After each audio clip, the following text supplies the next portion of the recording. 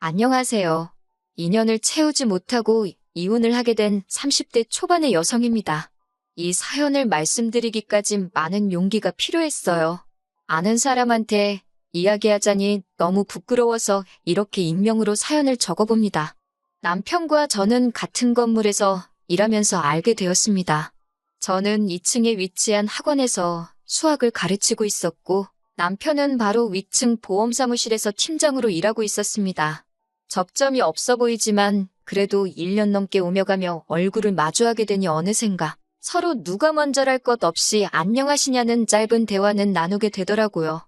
그러다 남편이 하루는 언제 한번 점심이라고 같이 먹었으면 좋겠다고 물었습니다. 저는 솔직히 보험을 권하려고 그러는 건가 싶어서 거절하려고 했지만 제가 원래 싫다 소리를 잘 못하는 성격이거든요. 자의반, 타의반으로 주말에 만나 점심도 먹고 차도 한잔 마시게 되었는데 보험에 비읍자도 안 꺼내더라고요. 그러더니 오래전부터 저한테 관심이 있었다면서 정식으로 만나보고 싶다고 했습니다. 남편의 솔직한 말에 마음의 문을 열게 되었고 그날을 계기로 저희는 연인이 되었어요. 그리고 사귄 지 한 10개월 만에 남편이 청혼까지 해왔습니다. 결혼 이야기가 오가면서 양가 어른들도 뵙게 되었어요. 시아버지께서는 서울 근교의 대학 강단에 서시는 대학 교수로 사회적 명망이 있으신 분이셨습니다. 방송에도 몇 번 나오셨을 정도예요. 비록 결혼식을 올리기 전까지 자주 뵙지는 못했지만 그래도 찾아뵐 때면 항상 저를 웃는 얼굴로 대해주셨고 말씀도 젠틀하게 하셔서 정말 멋진 인품을 가지셨다고 생각했어요. 그리고 아들은 아빠 닮는다잖아요. 제 남편도 언젠간 저렇게 나이가 들어갈 거라고 생각하니 더욱더 결혼에 대한 확신을 갖게 되었습니다. 혼수나 예단 같은 건 시댁이나 저희 집이나 남들 눈에 부끄럽지 않을 정도로만 하자는데 동의했습니다. 하지만 역시 신혼살림을 할 집이 문제였어요. 시부모님께서는 한 2년만 같이 살자고 하셨습니다.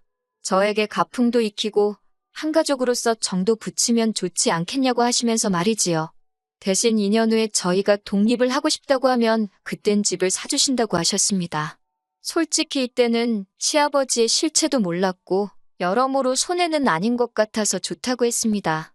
공짜에 눈이 멀어 제 팔자 스스로 꼬았다고 비난하셔도 어쩔 수 없지만 그때는 정말 이런 시부모님이라면 10년도 모실 수도 있겠다 싶을 정도로 인자하고 좋은 모습만 보여주셨고 약속도 지켜주실 거라고 믿었거든요. 하지만 10길 물속은 알아도 1길 사람 속은 모른다더니 결혼하고 나니까 그전에는 보이지 않았던 것들이 눈에 들어오기 시작했습니다. 시아버지는 제 예상과는 전혀 다른 분이셨습니다. 정말 첫 인상이 와장창 깨질 정도로 말이에요. 꿈에도 상상하지 못했던 사건들이 너무나 많이 일어났습니다. 무엇보다도 술을 너무 좋아하셔서 매일같이 늘 술을 드시고 오셨습니다. 과음으로 인사불성이 돼서 귀가하시는 시아버지께서는 많지 않은 날이면 꼭 속옷만 입으시곤 소파에 누워서 주무셨습니다. 시어머니가 저희도 있으니 추태 부리지 말라고 어르고 달래면 방으로 들어가시는 수순이었어요. 때로는 새벽 한 5시쯤이 되면 일어나서는 곤히 잘 자는 가족들을 다 깨워서 약수터에 가자고 하셨습니다. 한 사람이라도 안 가겠다고 하면 일찍 일어나는 새가 벌레를 잡는다부터 시작해서 일장연설을 늘어놓으셨고요. 같이 살기 시작한 지 한 반년쯤 됐던 날이에요. 새벽 2시 반쯤이었는데 시어머니가 남편을 조용히 깨우시더라고요. 저도 덩달아 잠에서 깼지만 왠지 시어머니가 남편만 조용히 불러내시기에 눈을 감고 자는 척을 하고 있었어요. 나중에 알고 보니까 시아버지가 대학 근처에서 술을 과하게 드시곤 길에서 쓰러져 잠들어 계셨답니다. 그걸 우연히 시아버지 수업을 듣는 학생이 발견해서 시아버지 핸드폰으로 시어머니께 연락을 해온 거였어요. 남편이 운전하는 차를 타고 시어머니가 파출소로 옮겨지신 시아버지를 모셔왔고요. 행여 학교에 소문이라도 나면 큰일 난다며 시어머니가 연락 준 학생에게 돈을 챙겨줬다고 하셨습니다. 너무 부끄럽고 남사스러운 일이지만 그렇게라도 학생 입을 다물게 하려고 그러셨다더군요. 나중에 남편에게 그 이야기를 듣고는 시부모님 2분 모두께 너무나 실망을 했습니다. 그런 일이 있었음에도 불구하고 시아버지의 음주는 점점 더 심해져만 가는 눈치였습니다. 그러자 결국 하루는 시어머니께서 며느리도 같이 사는 데는 남사스럽다고 새통 좀 지키라며 시아버지께 소리를 지르셨습니다.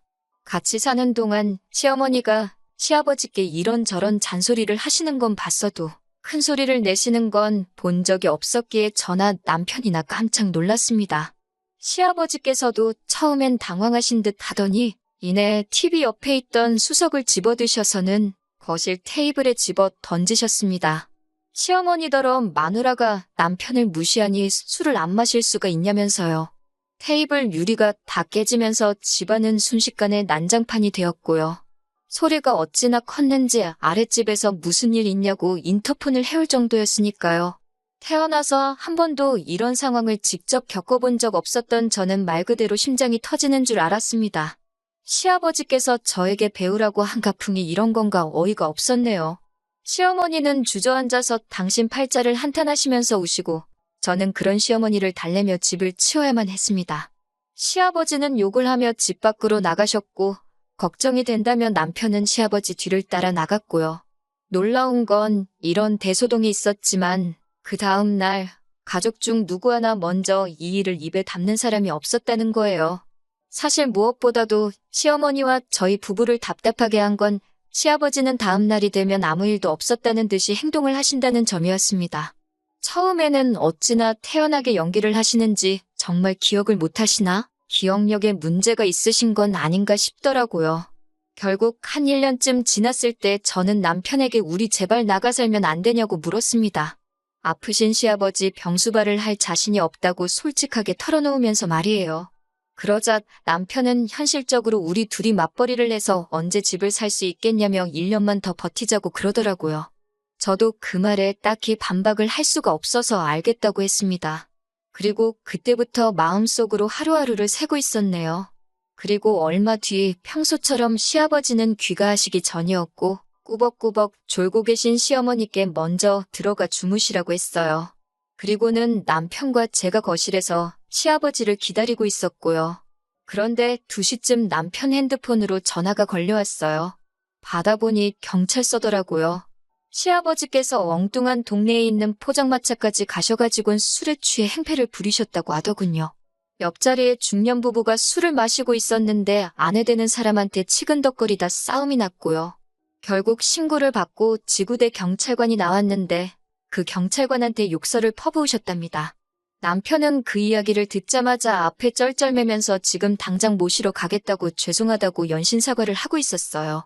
이게 무슨 개망신인가 싶었습니다. 그래도 다행히 시아버지를 알아보는 사람은 없었나 보더라고요. 새벽동이 틀 때쯤 시아버지와 남편이 집으로 돌아왔습니다. 주무시던 시어머니도 소란스러운 소리에 깨셨고 저도 잠 한숨 못 자고 날밤을 샜어요.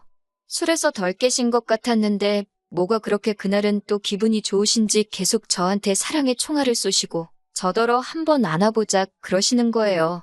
남편이 얼른 안아드리라 그래서 떨떠름하게 어깨동무식으로 대충 안아드렸더니 갑자기 제 팔뚝 안쪽 살을 꼬집듯이 주물럭 거리시는 게 아니겠어요. 저는 어색하게 웃으며 팔을 빼냈습니다. 그러자 또 어딜 가려고 그러냐며 제 손목을 잡아 끄시더니 제 팔뚝살을 또 만지려고 하시는 거예요. 그 순간 더는 아니다 싶어서 제가 시아버지께 왜 자꾸 만지시냐고 아프다고 그러면서 정색을 했습니다. 그제서야 시어머니도 왜 당신을 두고 며느리를 귀찮게 하냐며 억지로 시아버지를 모시고 안방으로 가시더라고요. 제가 남편에겐 너무 기분 나쁘다고 이건 시아버지의 술 깨시면 한 번 짚고 넘어갈 문제인 것 같다고 그랬습니다. 그러자 남편은 대수롭지 않다는 듯 왜 일을 크게 만들려고 그러냐며 시아버지가 며느리 예뻐하는 것도 기분이 나쁘냐고 비아냥거리더라고요. 그리고 남편이 이 이야기를 시어머니께도 전달을 했는지 이튿날 회사에 있는데 시어머니께 전화가 걸려왔습니다.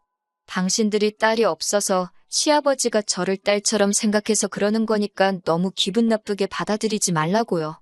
하지만 저는 솔직히 시아버지와 며느리 관계를 떠나서 기분이 너무 찝찝했습니다.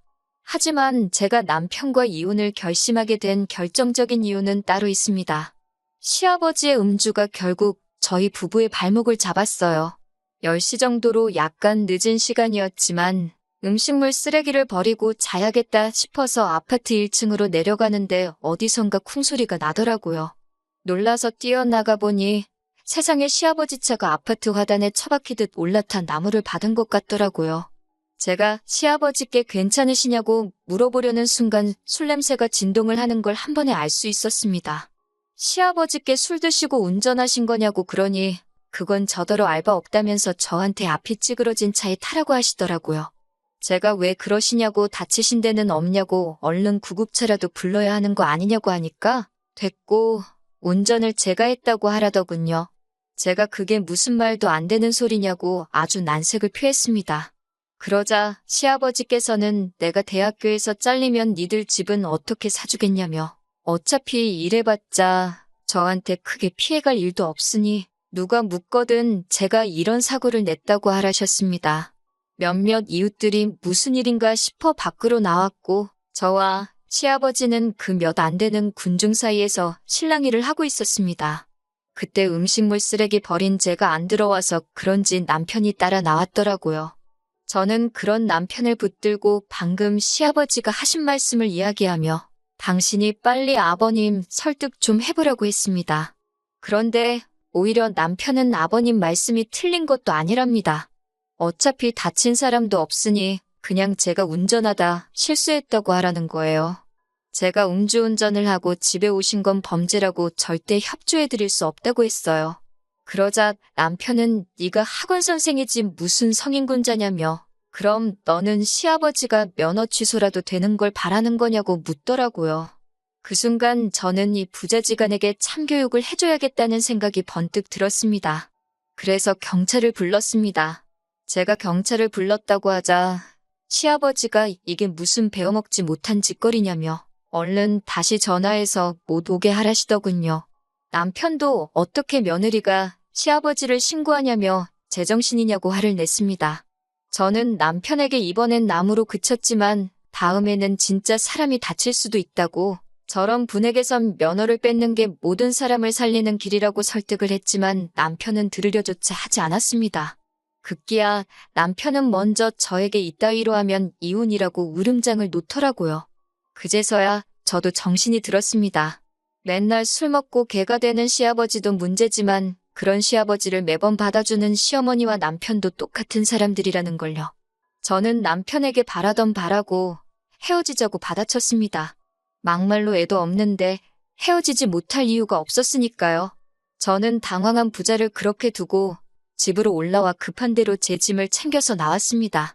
시어머니는 이게 무슨 짓이냐며 아무리 그래도 그렇지 어떻게 아녀자가 기분 따라 집을 나왔다 들어갔다 하냐며 나가는 건 제 자유여도 들어오는 건 아니라고 소리를 치시더라고요.